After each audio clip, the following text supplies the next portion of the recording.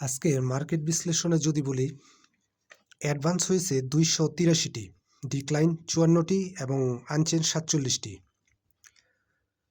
Total লেনদেন হয়েছে 379 কোটি টাকা। ওভারঅল মার্কেটটা আজকে ভালোই ছিল, অনেকদিন পর একটা পজিটিভ মার্কেট। ইন্ডেক্স প্লাস হয়েছে 36.20%।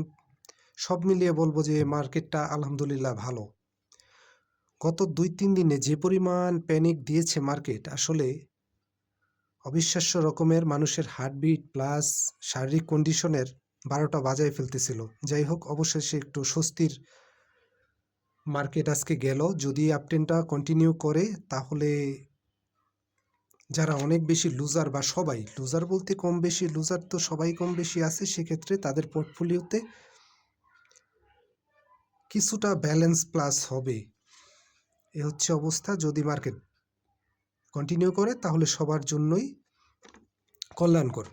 যাই হোক, এখন আমি দুইটা শেয়ার নিয়ে বিশ্লেষণ করব। একটি হচ্ছে এমএল ডাইং আর একটি হচ্ছে ডিএসএসএল। আগে বলি এমএল ডাইং নিয়ে। এমএল ডাইং আজকে প্রায় 8 লাখ শেয়ার লেনদেন হয়েছে, প্রাইস আপ হয়েছে 30 পয়সা এবং শেয়ারটির বর্তমান আরএসআই হচ্ছে 47। শেয়ারটা যথেষ্ট ভালো পজিশনে আছে এবং রেডি টু ফ্লাই, যাকে এক কথায় বলতে গেলে এরকমই বলা যায়, রেডি টু ফ্লাই। এটা যথেষ্ট র্যালি করার উপরে র্যালি করার সুযোগ আছে।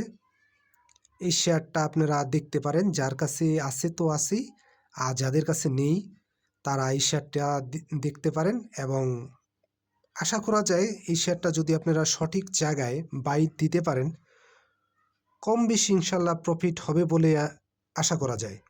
তারপর আমি কাউকে বাই সেল নির্দেশ করি না, বাই সেল নিজ দায়িত্ব করবেন। এই শেয়ারটি কিন্তু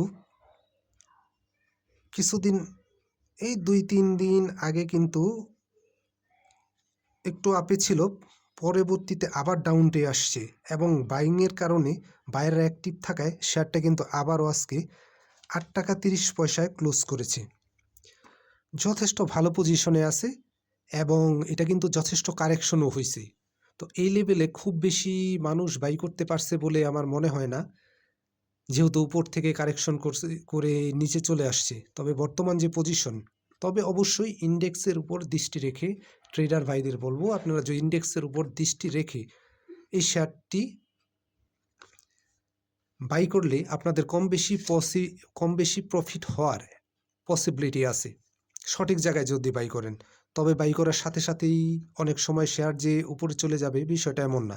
আপনার ব্যালেন্স করার জন্য পর্যাপ্ত ব্যাকআপ মানি রাখতে হবে এবং বাই সেল নিজ দায়িত্ব করবেন। আমি কাউকে বাই সেল নির্দেশ করি না, তবে শেয়ারটি র্যালি করার জন্য একেবারে প্রস্তুত বলা চলে।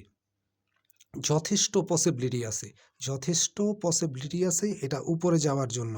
যদি ইন্ডেক্স প্লাস থাকে, এটা মোটামুটি ভালো উপরে যাওয়ার একটা পসিবিলিটি আছে, কারণ এটার উপরে কোনো সাপ্লাই জোন আপাতত নাই। তারপরে ওঠার পরে বোঝা যাবে আর কি।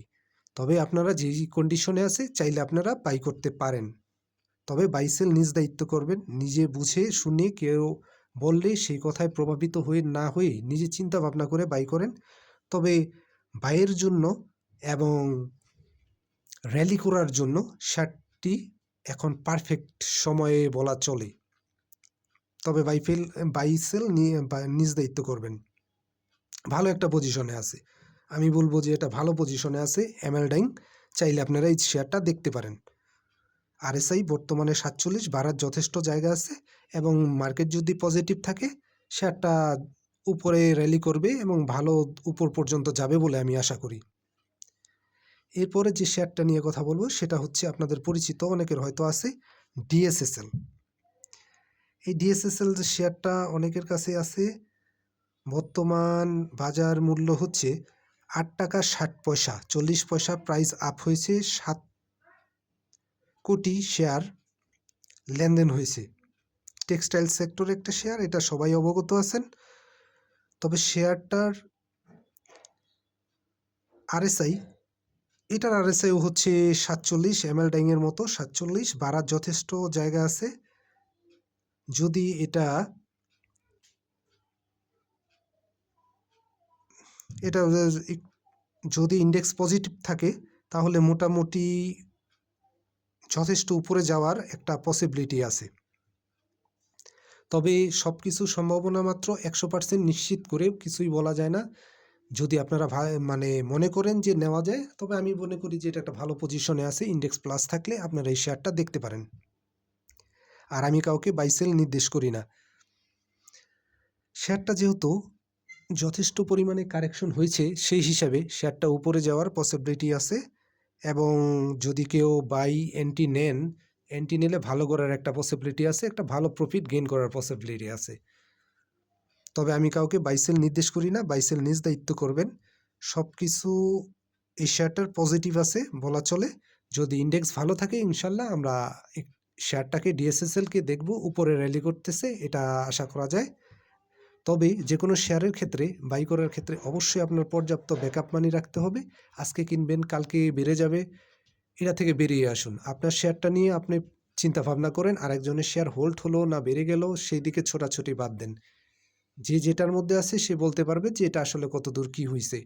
তবে আপনি যেখানে বাই করবেন যাতে আপনি প্রফিট পান, ওইভাবে প্ল্যানিং করে তারপরে বাই করেন, ইনশাল্লাহ প্রফিট হবে। ভিডিওটি ভালো লাগলে শেয়ার করবেন। আর আমি কাউকে বাই সেল নির্দেশ করি না, বাই সেল নিজ দায়িত্ব করবেন। আপনার প্রফিটকে, আপনার বিনিয়োগকে নিরাপদে রাখেন। ভালো থাকেন, সুস্থ থাকেন। ধন্যবাদ।